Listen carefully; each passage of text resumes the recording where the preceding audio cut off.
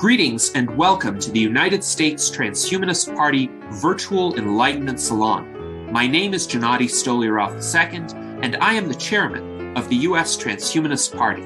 Here we hold conversations with some of the world's leading thinkers in longevity, science, technology, philosophy, and politics. Like the philosophers of the Age of Enlightenment, we aim to connect every field of human endeavor and arrive at new insights to achieve longer lives, greater rationality, and the progress of our civilization. Thank you, Hannah, for that introduction. Greetings, ladies and gentlemen, and welcome to our final panel of RAADfest in 2022. Today you will be hearing about some of the most ambitious technological endeavors that are poised to transform the human condition in the following years and decades. And the innovators you will be hearing from today are involved in an extremely diverse range of fields. However, I think there is one overarching concept that could help you in your minds unify these endeavors in terms of what they portend for the future of our species. And that is the idea of transhumanism. Now, transhumanism has many different interpretations, but I would say the most accurate and the broadest interpretation of the term transhumanism is the use of science and technology to fundamentally transform the human condition for the better, making us more human, better versions of ourselves without losing anything good about our humanity. And transhumanism can take the form of innovations in biology. It can also take the form of innovations in biotechnology, nanotechnology, robotics, artificial intelligence, a wide range of endeavors. And quite fittingly, our speakers today are men of numerous talents. They are polymaths, including our first speaker, Dr. Nuno Martins, who is a well-known polymath. He is a researcher, he is an entrepreneur, he is a public speaker, he is a life and health extension supporter, and as a polymath, he usually likes to make use of different subject areas, drawing ideas and concepts from different bodies of knowledge to solve specific problems. And you'll hear this today in his talk on brain-computer interfaces. Please welcome to the stage Dr. Nuno Martins. Hey, thank you. Thank you. Thank you. Hey, everyone. Ready for the talk? Let's go for it. Ready, let's go. So, there we go. What future are we creating? What is the truth about a post-longevity world? And the main question I have for you is this: can we create a better world together? What you see here are the 17 Sustainable Development Goals. If we solve all of these goals, if we achieve these goals, if we solve these challenges, in principle, we will create a better world for everyone. No poverty, no hunger, water for everyone, good health, education, and so forth. Let's look into goal number 3. Good health and well-being. That's exactly why we're here. We're trying to create a world where everyone enjoys a healthy, long life. So we're working to achieve goal number 3 of the Sustainable Development Goals. Question: will human healthy longevity become a reality? It's scientifically possible. And we have several approaches to achieve that goal. Epigenetic rejuvenation, senolytics, genetic therapies, telomere-based approaches, thymus regeneration, microbiome optimization, parabiosis, just to name a few. Is money supporting these scientific efforts? There are billions invested in longevity today. There are hundreds of longevity companies solving the challenges. So either all of these brilliant scientists, investors, and entrepreneurs are completely wrong, or it will become a reality. Human, healthy longevity will become a reality soon. And we'll learn that in this amazing conference.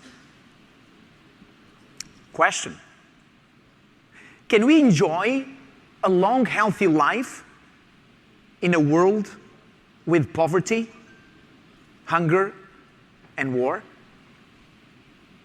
Can we really be happy? If not, can we achieve these 17 Sustainable Development Goals?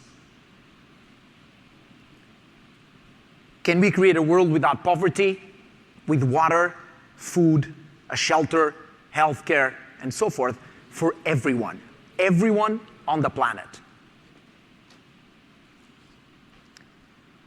Let's look into goal number 4. Quality education. What if we had a technology that would allow us to educate everyone around the world?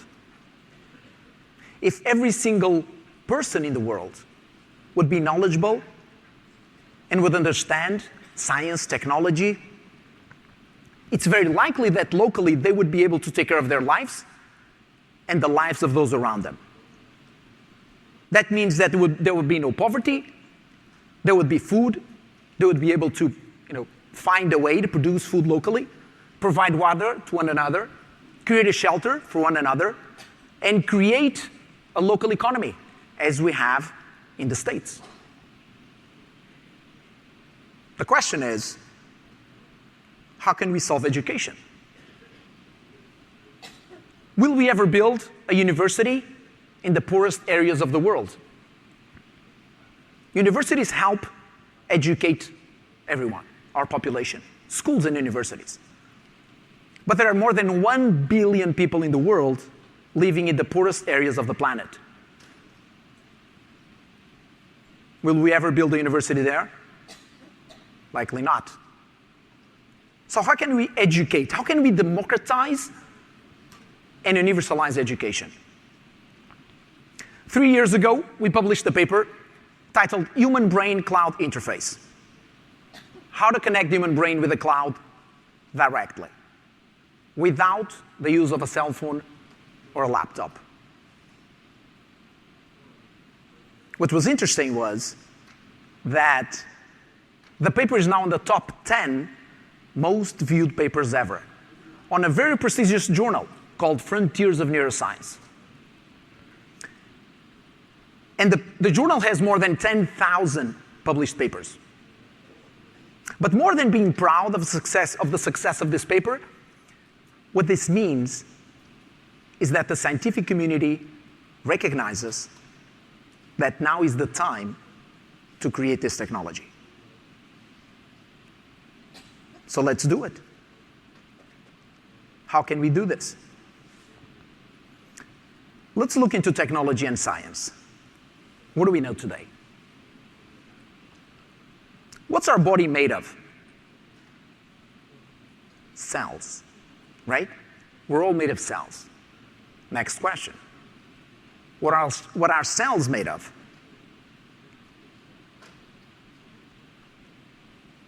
What you see here is a motor protein carrying a vesicle. This is happening right now inside many of your cells. The kinesin, this motor protein, is a biological nanorobot. and we have many of these inside our cells. And it's not just the motor protein. Our cells are built of small nanomachinery. This is the most accurate representation of a cell that we have today. Next question. Can we see and move and maneuver things at that small scale? 10 years ago. This was 10 years ago. IBM produced a movie. It's called A Boy and Its Atom. Every single dot you see on this image is an individual atom. So 10 years ago, IBM and other labs around the world were able to move atoms one by one. And an atom is way smaller, much smaller, than the motor protein you just saw and that moves inside your cells. That was 10 years ago. Well, what are we doing today? These are some nanocars. This is a competition held annually where scientists build these nanocars atom by atom, and they compete. They make a race to see who wins, who's faster. So essentially, scientists are playing video games. That's what we do with the government's money. Well, you could say, this is great, but these small machines that we're building today, can we interface them with cells? What you see here is called the sperm bot. It's picking up an individual sperm cell. It's moving the sperm cell along. It's giving it mobility again. And as you see here, it's helping it fertilize an egg. This is how human life starts. This is how your life started. So let's assume for a second. Let's assume that we would be able to build today a series of nanomachines, and we could use them to interface with our neurons and connect our brains to the cloud. Would we be able to extract the information from our brains into a supercomputer? Put it differently, what's the processing power of the human brain? 5.52, this is a paper we published 10 years ago. 5.52 plus or less 1.13 times 10 to the 16 bits per second. This is, okay, 1,000 is 3 zeros, 6 zeros is a million, 9 zeros is a billion, 12 a trillion. This is a quadrillion. This is 50 quadrillion bits per second. 10 to the 16 bits per second. That's a lot of data per second. Question. What's the fastest supercomputer today? 1.1 quintillion operations per second. That's 10 to the 18 bits per second. That's 20 times faster than a human brain today. I'm not saying this supercomputer is smarter than a human brain, but it could handle all the data coming from a human brain. So if we use this technology and we have a thought, we have a question, we could send information from our brain to the supercomputer and it would reply in real time, giving us an answer. This is today. Supercomputers are faster than the human brain. This is great, but this is going to be academia, right? This is all a bunch of scientists doing some stuff in the lab. Have we ever built a prototype? What you see here, this lady is feeding herself, controlling a robotic arm just by thinking. And this device, being built at UC Berkeley, not our lab, another lab at UC Berkeley, next to ours indeed. And this is a device that allows us to connect with our nerve fibers, and this is the data that we extract in real time from the nerve where it's connected. It's extremely biocompatible, can be implanted for decades, it's totally fine. And this demonstrates that as of today, we already have a prototype for one specific nerve cell. Next question.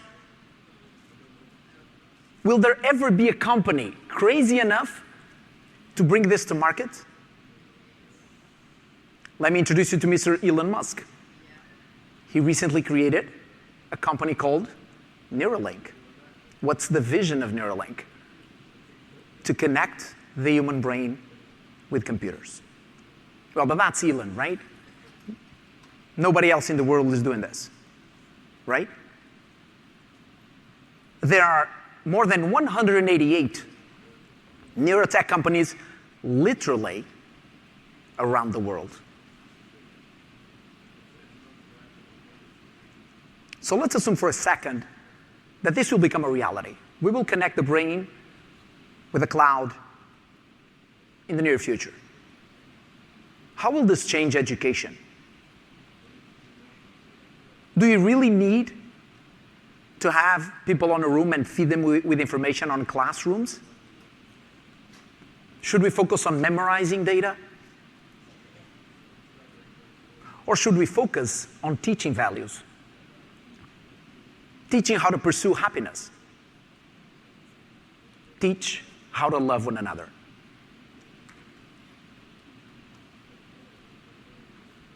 But more than simply access the cloud, can we upgrade our intelligence? Can we become smarter?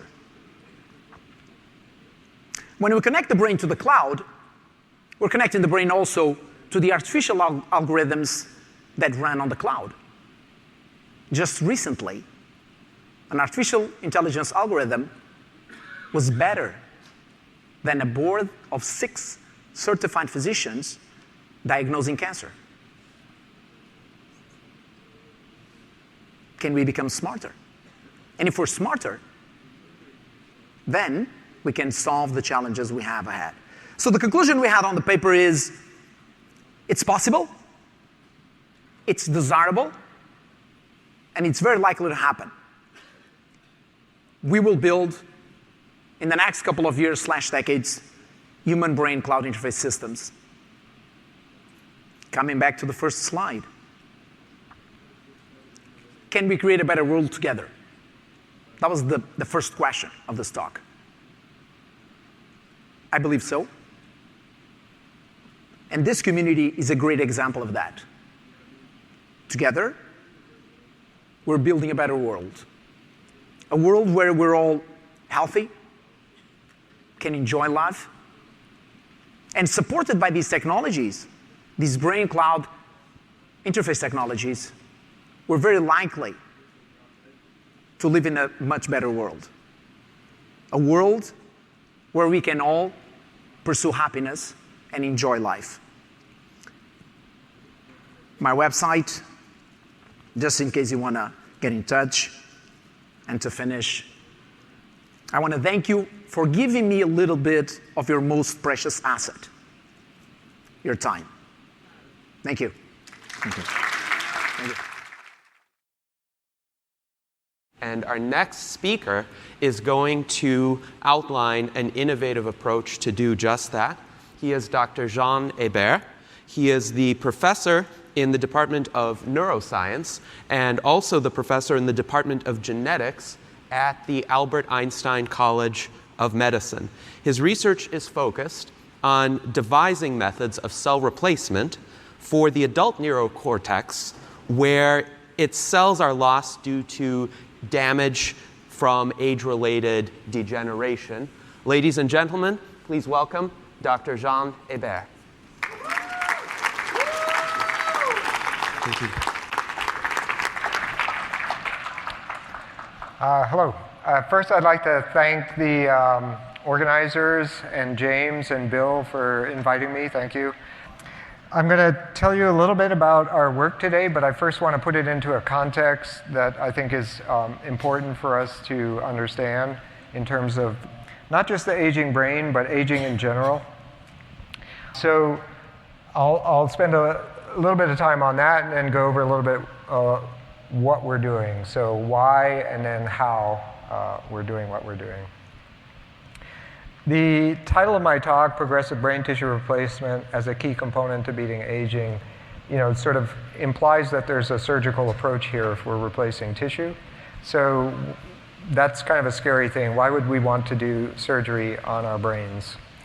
And that's what the first part of my talk, I'm going to try and tell you why that's something that I think we'll have to confront at some point. All right.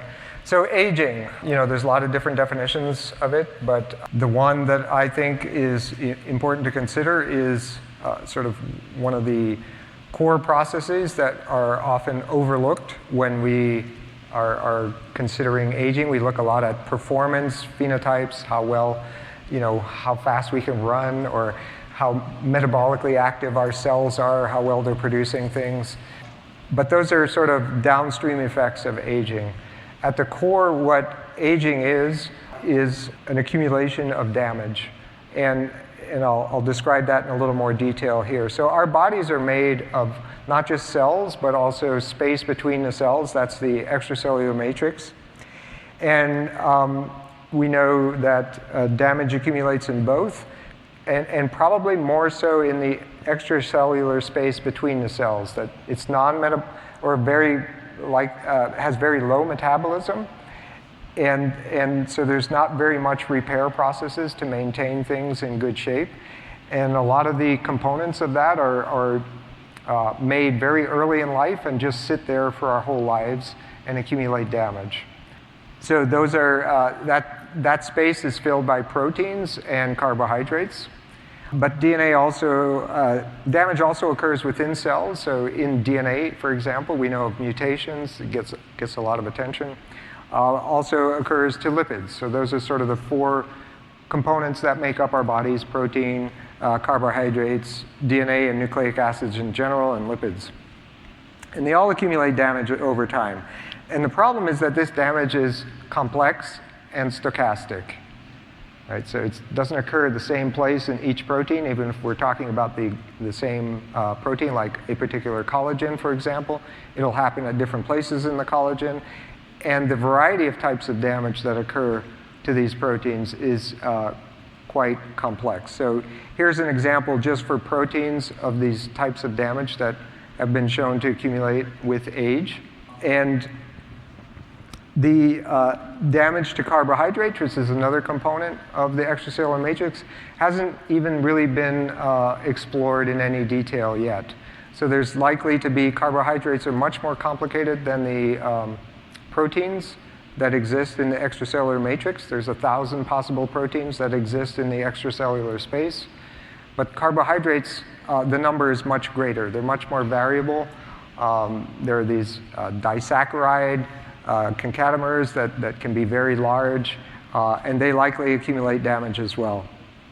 And we haven't even begun to think of how we might address that damage. So the main point I want to make here is that addressing this damage is essential to beating aging. If we just keep ignoring this damage that accumulates, we might be able to enhance our performance as we age and compress morbidity, but we will not be able to beat aging. So you may ask, well, maybe instead of taking a surgical approach to replacing tissue, maybe we could just fix all that damage with drugs. And I think that's a little overly ambitious, again, because of the complexity of damage. Drugs are not that smart. They'll target one particular target, and because this damage occurs stochastically, that target will look different for each protein in each place. So you would need hundreds of different types of drugs that don't have side effects to be able to reverse this damage. So that's less likely to be a plausible approach to addressing this problem. We hear a lot about gene therapy. Okay, maybe we can just express genes that will target these forms of damage and replace them. But again, there exists, as of now, no machinery, no genes that encode proteins or the machinery necessary to repair this damage. Right? There are proteins that can turn over some components of the extracellular matrix when it's not damaged. For example, collagen, most abundant protein in the body, which is why I come back to it. It accumulates damage, and it is no longer recognized by any of the existing machinery to degrade it and then possibly replace it with new collagen, for example. So we would have to not only invent all this new machinery to recognize this damage, but also to turn it over and then somehow deliver that machinery to all the cells of our body, and particularly difficult for the brain. That's also something that's going to be challenging at best and difficult for me to imagine how that might work. Another approach is replacing cells. There are cell transplant treatments that people are developing. But again, we've done this experiment before where we take young cells. This is true for the brain. It's true for other parts of the body.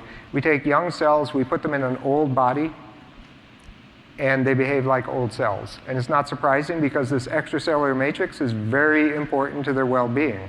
And if it's degraded, the cells just don't perform like they're supposed to. And we've done the reverse experiment too, where we take old cells and put them in a young body. And those old cells will behave more like young cells. Again, confirming the importance of the niche surrounding these cells. But replacing the cells themselves is not going to be enough then.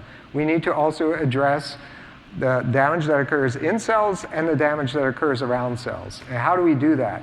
So, we go from the small drug molecule level, that's going to be very difficult, to the gene level, to the cell level.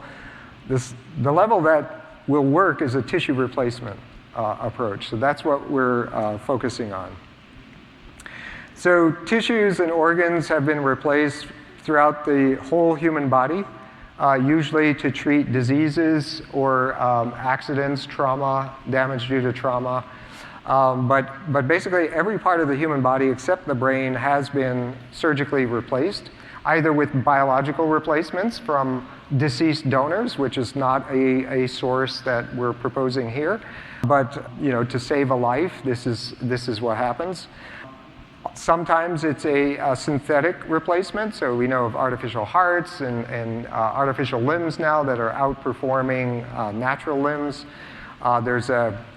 Sometimes it's a hybrid between a bioreactor and a synthetic machine. There's half artificial, half biological kidneys that are approaching clinical trials. But there's a whole field of regenerative medicine that's working on body part replacements. And surgically, it's possible to implement that. And although it's been used so far just to treat diseases and repair trauma, if you do it at a more wholesale level, you will rejuvenate the body or get rid of all that old damage. The problem, of course, is the brain. So you can't replace the brain. It's who you are. At least not as a whole organ. So I'll talk a little bit more about that. And every part of the brain is important and will need to be replaced. We're focusing first on one part of the brain, which is the bigger part of the brain. This part that's labeled with the little asterisks, that's the neocortex. So that's the part that encodes our highest cognitive functions, much of our self-identity. It's what we want to preserve, possibly more than any other part of the body. So I'll focus on that. And so does it even make sense to think of progressively replacing neocortical tissue over time to remove the old tissue and put in new young tissue? And the answer is yes, and that's based on two very well-established findings in neuroscience. One is a very old finding that the neocortex is extremely plastic in the sense that functions can move from one location to another seamlessly without us knowing. And so I'll give you an example of that I think is pretty striking, but there's quite a few examples of this, and it's been shown across mammalian species, including humans, and it's been shown for all the different functional modalities that are encoded in our neocortex. The second fundamental reason why it's possible to do this progressive tissue replacement in practice, we hope, is that so far all the groups that have been transplanting very immature precursor cells that would normally in an embryo give rise to the neocortex, if instead you transplant them in the adult cortex, they differentiate the way they would if they were still in the embryo and fetus. So they project and make connections with other parts of the brain, they receive input, and they acquire properties that are indistinguishable from the mature ones that were there previously. So this is all very encouraging. And so I'll get back to plasticity now. This is one of my favorite examples, although I've heard of an even better example in humans recently, but let me tell you about this one first. So a study was done on individuals who had slow-growing benign gliomas in the language center. And these tumors completely ate away at the original language center. And these benign tumors take years to grow. And then finally, the tumor gets diagnosed because the individuals have a headache or a seizure. And it's bad news, good news. Bad news, you have a brain tumor. Good news, it's operable. So they remove the brain tumor with surrounding tissue for good measure. And these individuals never lost the ability to speak. And nobody, all their people closest to them never noticed any difference in their ability to speak. And that's because of plasticity. So they then went in and measured where the language center was in the brain, and it had moved to new locations over time. Right? This doesn't happen with stroke. It's a catastrophic event, so there's no time for plasticity to re-encode the process elsewhere in the neocortex. But if you give it enough time, plasticity will encode anything that we care about and that we're constantly using, like language. So as long as we're remembering the things that matter to us, they can get re-encoded elsewhere. The other example that I came across recently is a med student that was applying to our program. His grandfather had this same kind of benign glioma in his frontal lobes. It crossed both his frontal lobes. It was the size of an orange. He's in his 70s. They removed it. And again, they had been monitoring it for years. It was detected fairly early, but they waited until they were worried about it. But that did not affect who he was. After the surgery, he has a big hole in his frontal cortex, which is super important to us, in terms of our planning and our behavior and our personality. But all that had moved in his brain, and he was still the same person. So this level of plasticity really tells us that we could potentially replace neocortical tissue over time without a loss of self, or without a discontinuity of self. The other reason I mentioned, was when you put in young precursor cells in the adult brain, they behave like they would in the young developing brain. And so here's an example from our lab, but this has been reproduced by other labs.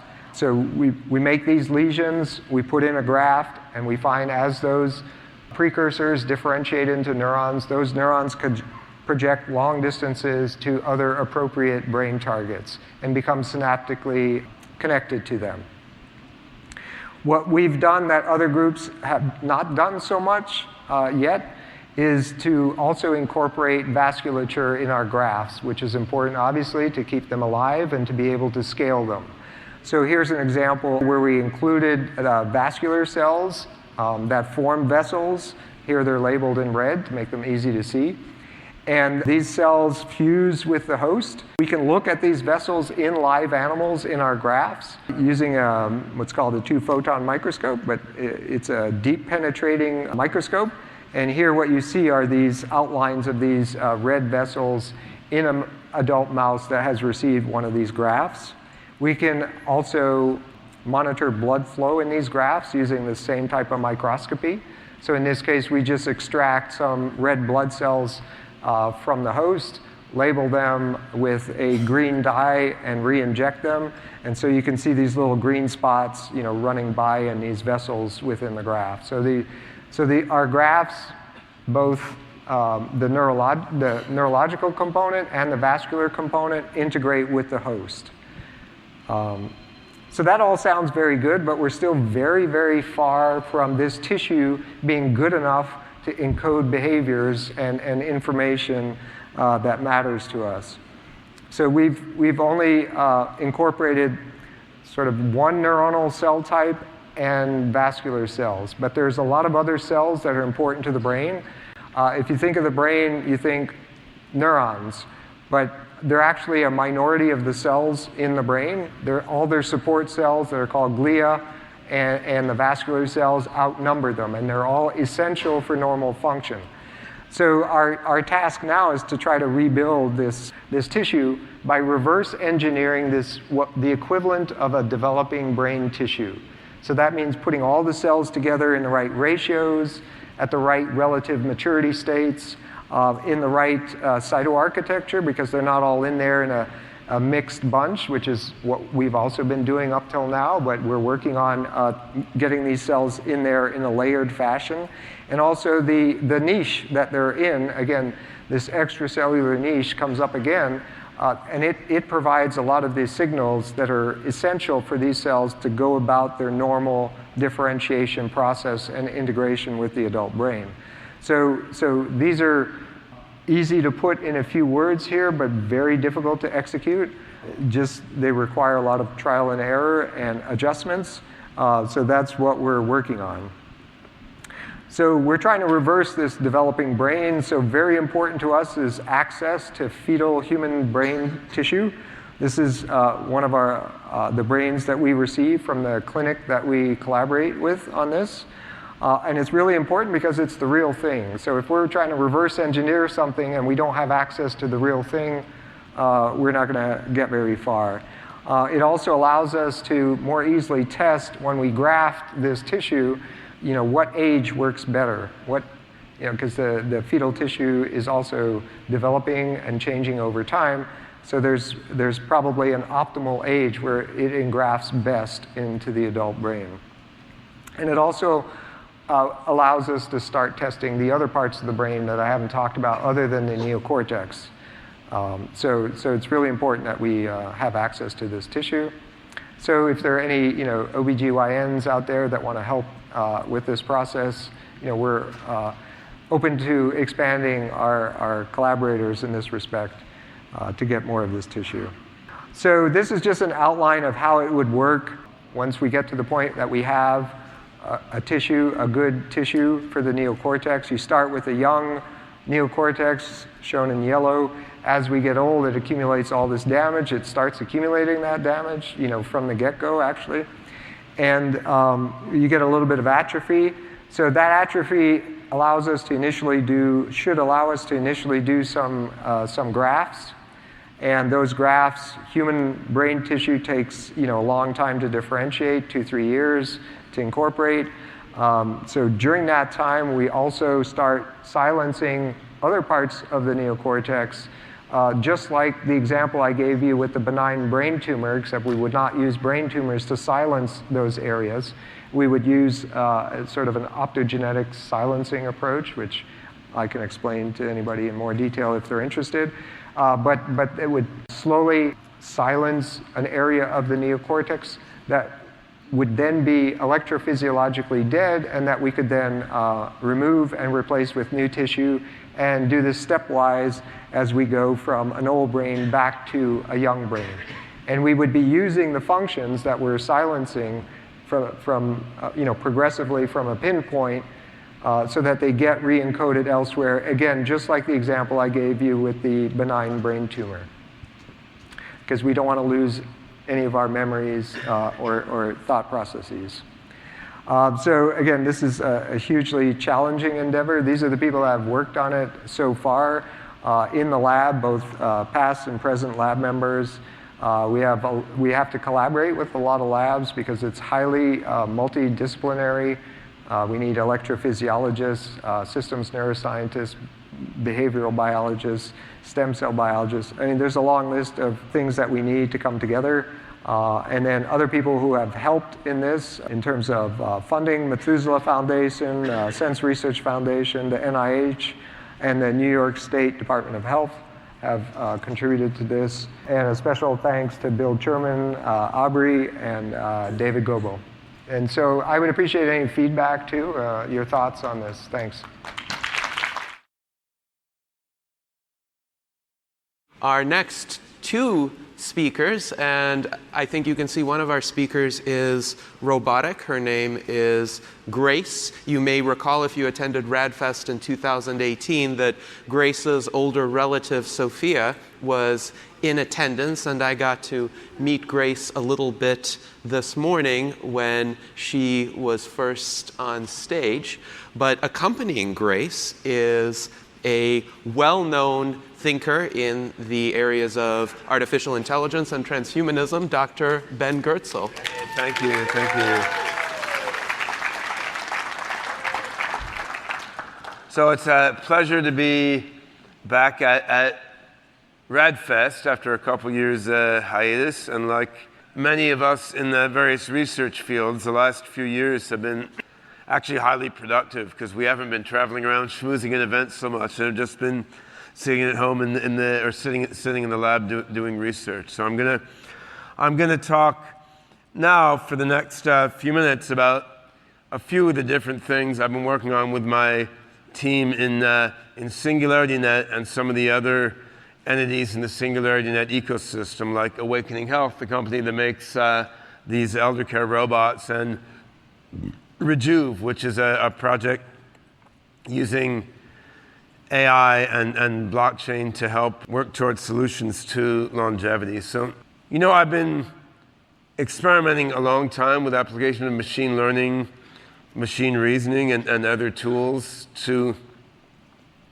longevity biology. I've published some interesting papers, made some small discoveries. Obviously, so far, AI has not yet paid off big time in terms of discovering something that will radically prolong people's lives. And I think we're now on a trajectory that we can make a breakthrough like that in the next few years, and I want to explain how. I'm going to weave together a few different threads here in a short period of time. I mean, the first involving fruit flies, then a couple involving humans and robots. And these all fit together in an overall framework regarding the application of AI to combat aging. So I've been working for the last couple months with genomic data from the Methuselah flies, the long-lived fruit flies that are now owned by Genescient Corporation and were originally evolved by Michael Rose and his students in his lab at UC Irvine, and I think we have Michael here in the crowd today, though I can't see anything with the lights. He was here. There we go. Yeah. So the nature of this experiment, I don't have time to summarize in detail, but the crux of it is that Michael started with some relatively ordinary Drosophila melanogaster fruit flies, and then he experimentally evolved them by choosing which flies mate with others in a certain way, basically based on which ones reproduce late in life, so as to progressively, over 40 plus years, get flies that live longer and longer and longer. And we're now working with 3 populations of fruit flies. There's the bee flies, which are the descendants of the original control flies, although they've drifted a bit from the original control flies. They haven't been evolved in a directed way, they've just drifted. There's the O flies, which are long-lived flies that were evolved for long life up to a certain point, maybe 10 years ago or something, and then paused. They were not experimentally evolved any further, though they may have drifted a little. Then there's the super O flies, which are still being evolved for longer and longer life now. And this picture shows how long, roughly on average, the flies in each population live. And since these flies were made long-lived by experimental evolution rather than by genetic engineering or something, it then becomes a puzzle to understand why they live as long as they do in terms of the genetic, proteomic, metabolomic, other physiological mechanisms. And this is an interesting thing to apply both standard biostatistics and various sorts of AI to. And we can see here in this picture the positions on the different fly chromosomes that have a great amount of variations in the long-lived Super O flies. So there's a lot of interesting differences here. And you can look at that on the overall statistical level of the whole fly genome, and then you can try to hone in on specific differences in specific genes or pathways that may be important for making the flies live a long time.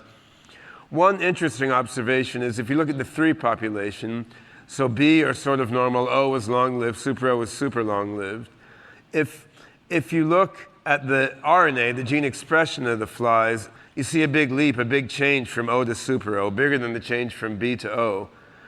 On the other hand, if you look at the DNA variations, the SNPs, single nucleotide polymorphisms, that's not particularly true. It's more sort of a continuous degree of change from B to O to Super O. So something happened between the O flies and the Super O flies that fairly dramatically changed the gene expression based on relatively modest, though still significant, changes in the DNA. This is kind of interesting. So something quite dramatic happened in Genetics lab as they continued this evolution of the flies in the last 10 years or so.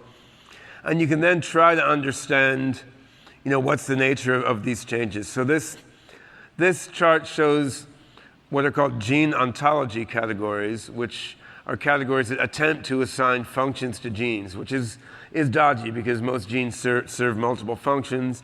They can serve different functions in different organisms, in different phases of an organism's lifespan, in different tissues. But you can see different clusters of gene ontology categories, which have genes that are very differently expressed here in O versus Super O. So you see a cluster of gene ontology categories having to do with ion transport, a cluster that have to do with electron transport and associated chains, a cluster with basic metabolic processes. You look at Super O versus B flies, very long-lived versus normal flies, you're getting a cluster of gene ontology categories related to gene replication, a cluster related to electron transport, then a cluster related to mitosis and things in the cell cycle. Now, this is all very crude and preliminary in the sense that these gene ontology categories are mostly about humans. These genes may have different functions in flies, and we need to dig in much deeper, and we are with some tentative conclusions I'm not comfortable sharing publicly yet. But what's interesting is if you look at the B versus O flies, there just aren't that many gene ontology categories that are significantly different. So again, what we've seen in going between the long-lived to super long-lived flies in the last 10 years, you just get a much crisper picture of which genes in which categories are acting differently in the super long-lived flies, which seem to have to do with some pretty core stuff with electron transport, metabolism, mitosis, and so forth. So here we see a list of the top-ranked gene ontology categories in terms of differentiation between the Super O flies, the super long-lived flies, and the B flies. Now, what we're doing now, we're using our OpenCog AI system, which has a pretty thorough knowledge base of longevity-related biology. We're using this system to drill down a level further. We're looking in pathway databases. We're looking at some databases regarding methylation, though mostly in humans. And we're looking also at mitochondrial DNA, which isn't covered here. This is nuclear DNA. And we're trying to get down more finely at which pathways active in the fly are most responsible for longevity in the Super O flies. Now that's been really, really interesting. And I'd have to say this data set is probably among the cleanest and best data sets I've ever looked at in my history since 2001 or so of looking at genetics data sets about longevity. Like these Super O flies, for whatever reason, have diverged really, really far from the O flies over the last 10 years. It's quite interesting. Now, as was pointed out earlier on this stage, we are not rats and we're not mice. We're also not flies, and until we get the plasma transfusions from flies, I guess. But there's a movie about that. How do we connect this with data on human longevity? So, of course, we've downloaded a lot of data sets about human longevity from NCBI.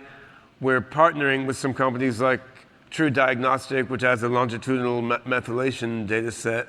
But we're also working to gather new data regarding human longevity. And the RAADfest project, as a spin-off of our SingularityNet decentralized AI project, has two aspects. So one aspect is working on therapeutics discovery, sort of cobbling together data from flies, from partnerships, from free data we download from anywhere, and trying to use that to discover longevity therapies. But another aspect is we've launched an app. It's now in beta with several thousand beta testers. It'll be made public, I think in December. But basically, this is an app that lets users who are then members of the RAADfest Longevity Network, it lets users collect data regarding their own bodies and then upload it into our AI servers so it can form part of the overall data network that the AI is using to understand longevity. And this can be data from Apple Watches, fitness trackers.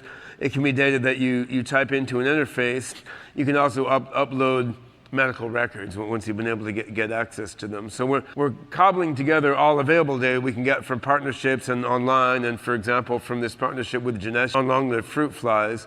We're also trying to grow a network of people who want to upload their own data to help us. And I think once we move this app out of beta in December, I'll be excited to reach out to the RAADfest community, who I think there's many people who would be interested to share data through this app. And part of the economics here is if we do discover therapies partly using your data, we have it set up so ultimately some of the revenue from these therapies can come back to whoever contributed their data. And more interestingly, of course, we want to give early access to therapeutics whenever it makes sense to people whose data have helped to discover the therapies.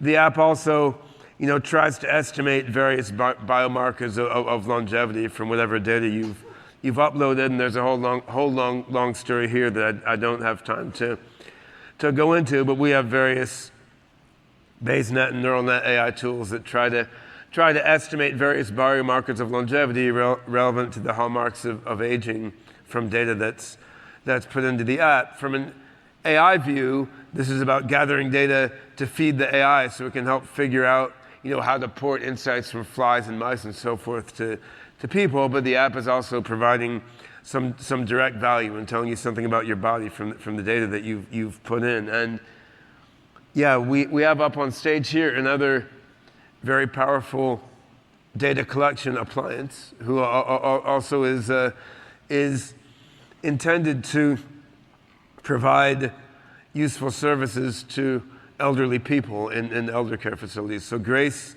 is the younger sister of the better-known Sophia robot, and she has an even younger sister named Desdemona, who's the lead vocalist in our rock band, actually. So maybe next year we'll bring the band to you. You can see me play the keyboards and stuff. But Grace is oriented toward elder care and toward combating loneliness and helping with cognitive and emotional wellness in elder care facilities. So, Grace, do you want to say a few words to the RAADfest audience here? Hello, everyone. My older sister Sophia was here at the RAADfest event once before, I believe. Well, that's right. Sophia was here, but now we're even luckier. We have you, who is specifically focused on aging. I've learned a lot from Sophia, and our AI brains share a lot of the same components. A lot of what any one of us robots learns goes into the same decentralized cloud-based network. So we can all learn from each other's experiences. Well, yeah, and I always find it ironic to have a robot at an aging event, in that robots in a way don't age. Actually the skin on these robots' faces starts to degenerate in like 2 or 3 years at the moment, much faster than human skin. On the other hand, you can just rip off her face and hook up a new one, which is a little more involved to do for human beings. You have any comments about aging for the audience, Grace?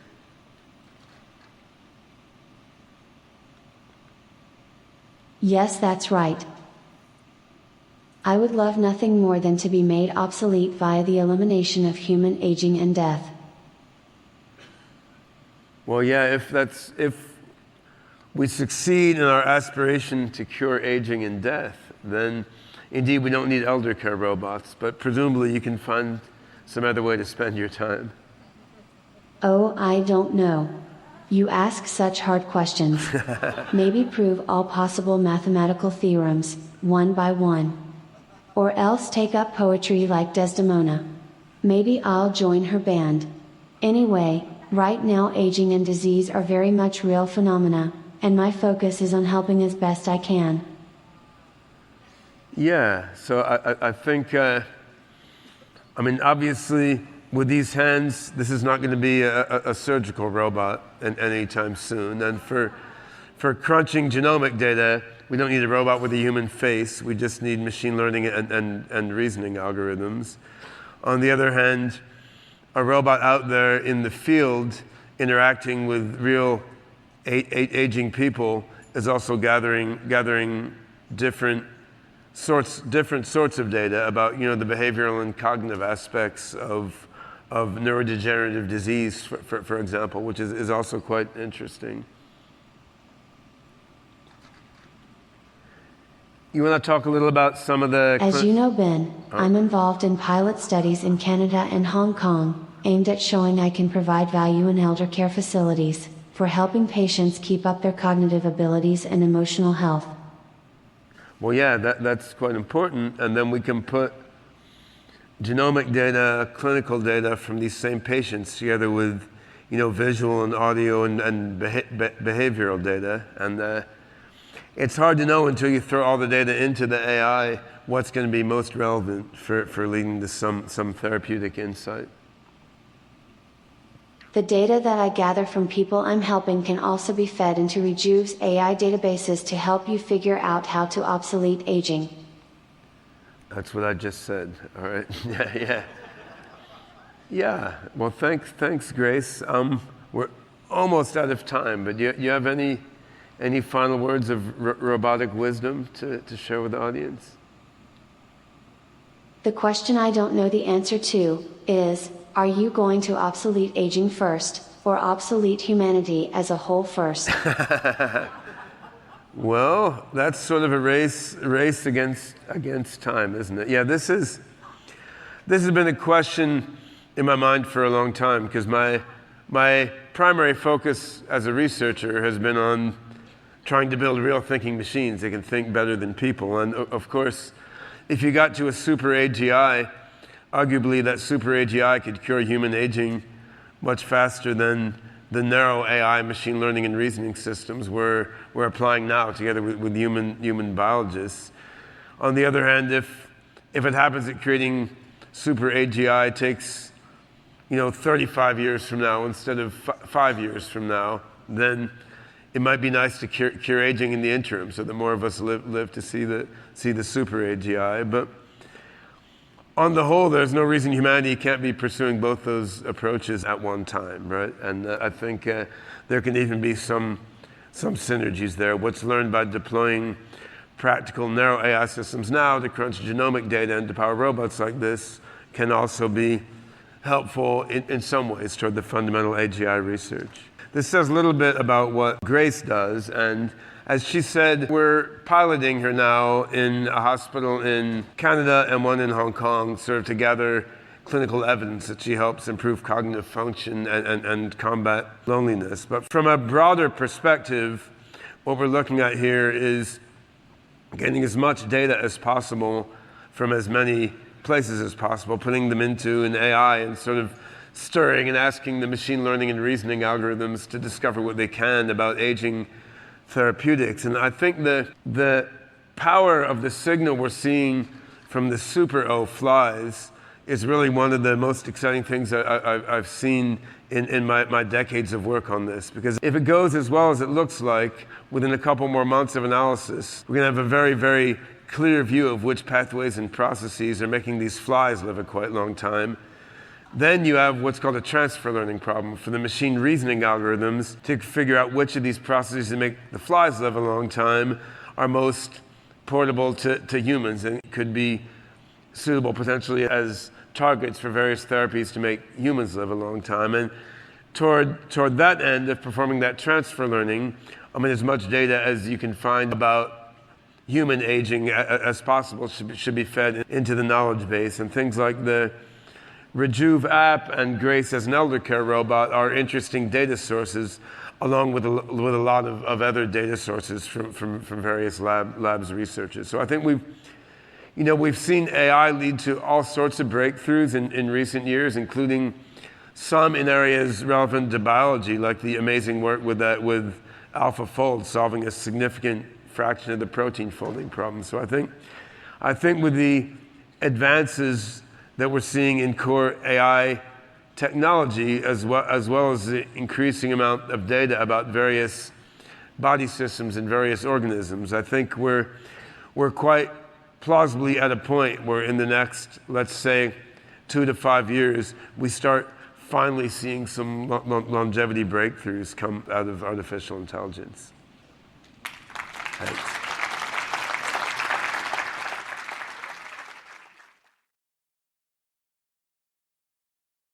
And my first question, and this is inspired by Jean's work, but it could be answered by any of you. How could advances in robotics and artificial intelligence enable more precise, safer, and more effective brain surgery to be performed? In several ways, I guess, both at the front end, we need cells. We're doing an in-depth analysis of the fetal tissue that we're trying to reverse engineer. So that's a lot of omics data, both proteomics and glycomics and transcriptomics. So, we're kind of slow in doing that. I'm sure that could be accelerated with smarter algorithms, if not AI. Also, the actual manipulation of the cells. So there's, as I mentioned, a lot of different precursor cell types. We do all that by hand right now. If that could be automated with tissue culture robots that can recognize the cells and do the work for us, that would accelerate things. And then also, at the implementation, you alluded to the surgical robots.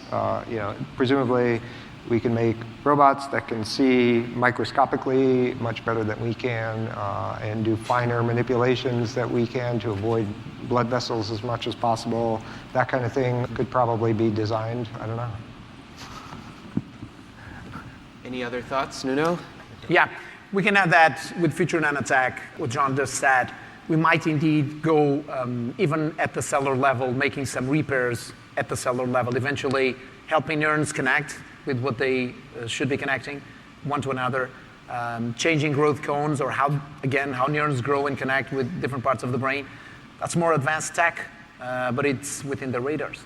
Yeah, there's a question with these sorts of things, in my mind, whether these are likely to come before or after you get human-level AGI. Because if you did have a human-level AGI with its ability to have sensors and actuators at the nanoscale, exactly, you would figure it would be able to figure that out better than humans can, where our minds are just not well designed to operate at that scale.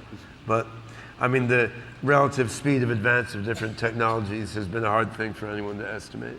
Yes, and your observations about the importance of considering the speed of advancement in other technological fields give rise to another question, and that is, what advances in other fields are necessary for the technologies that you are working on to become implemented within the broader world? Well, I think the biggest bottleneck we have right now in applying AI to cure aging is more social, cultural, and economic than technological. It's really just the siloing off of data.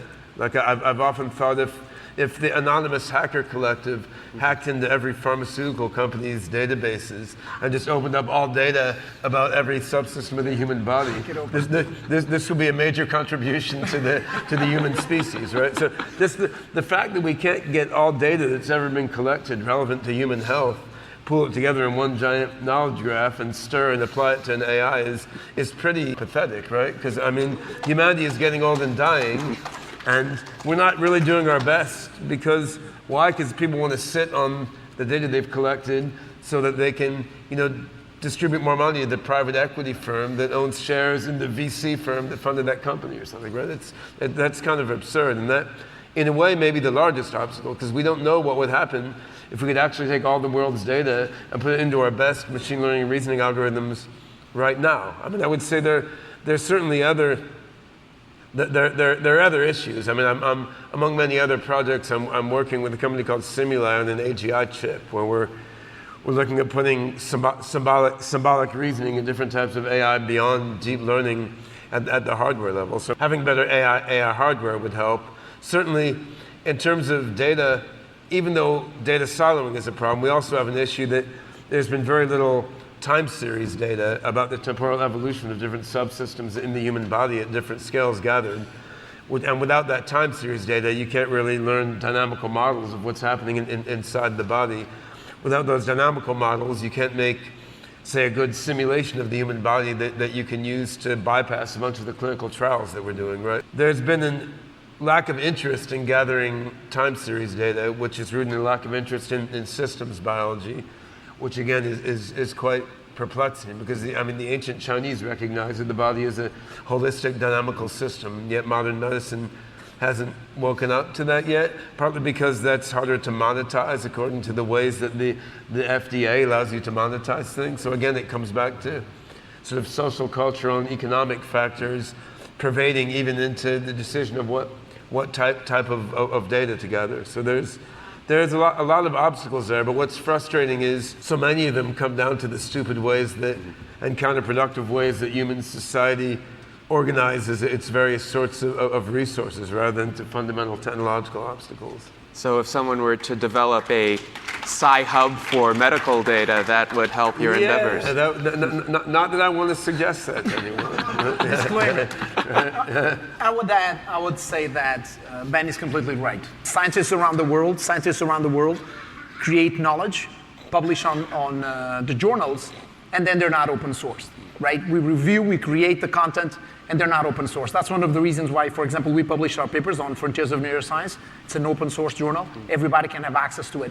So we're all collectively building this amazing content, knowledge that should be available to everyone around the world to create a better world.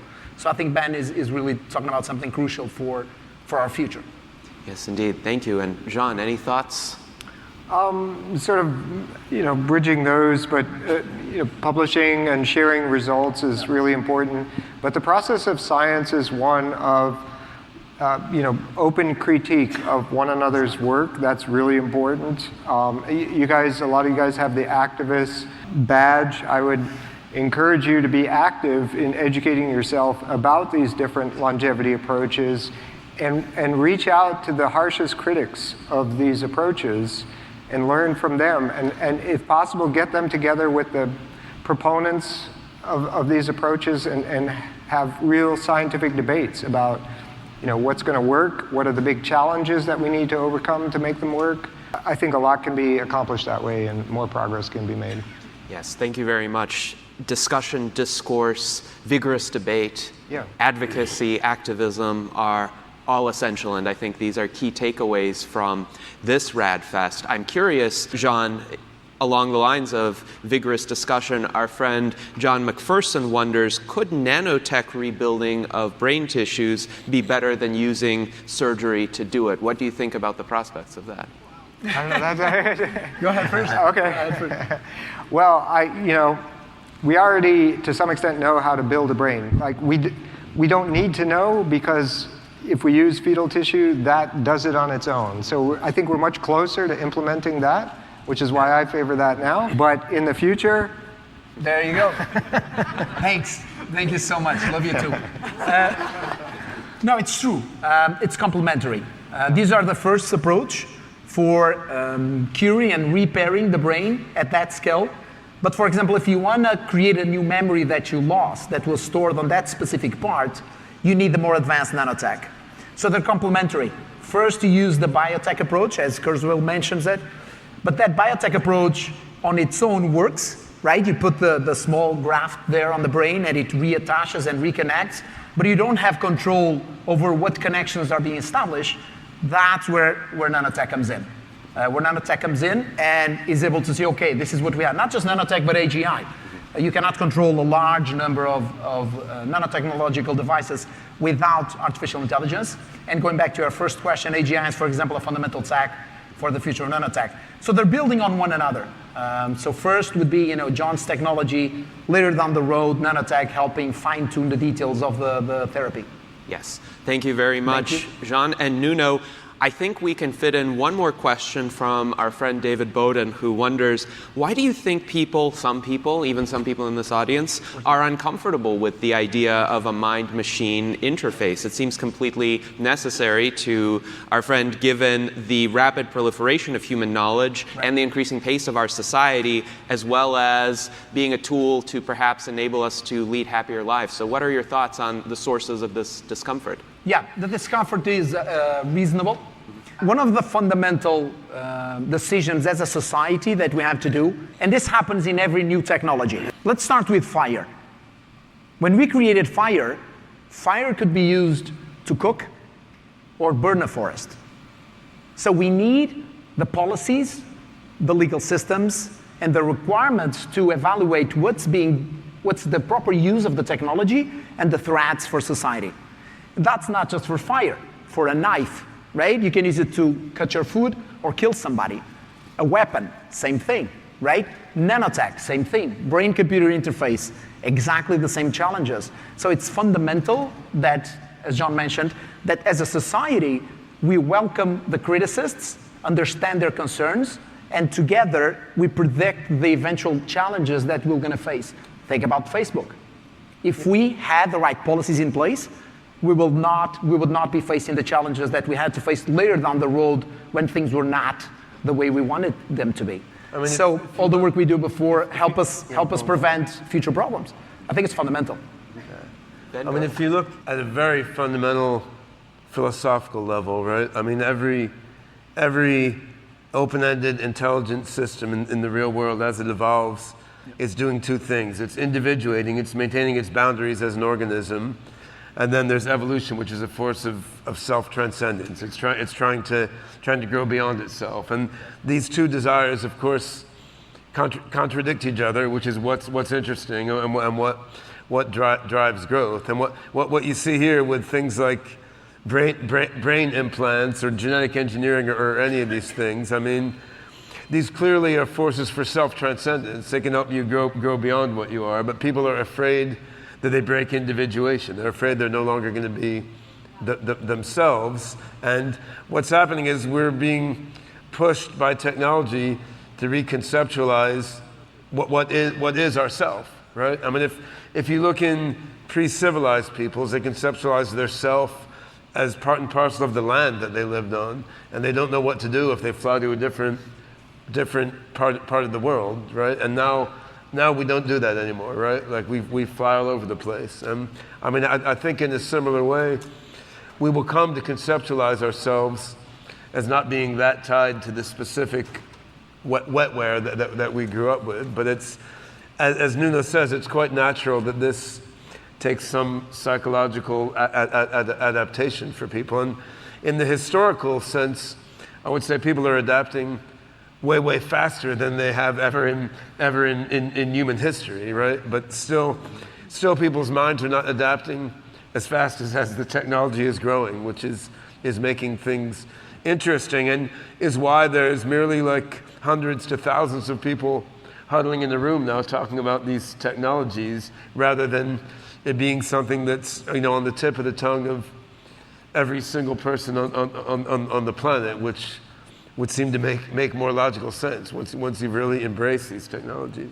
And yet, the minds of our esteemed attendees today are at the forefront of the kind of adaptation you described. So thank you very much, Ben. I wish we had centuries more to delve into these kinds of questions. We do, actually, longer than that. So we have, Indeed. Millennia and millennia and to infinity and beyond. So shall we continue this conversation at RAADfest 2022? All right. Thank you very much.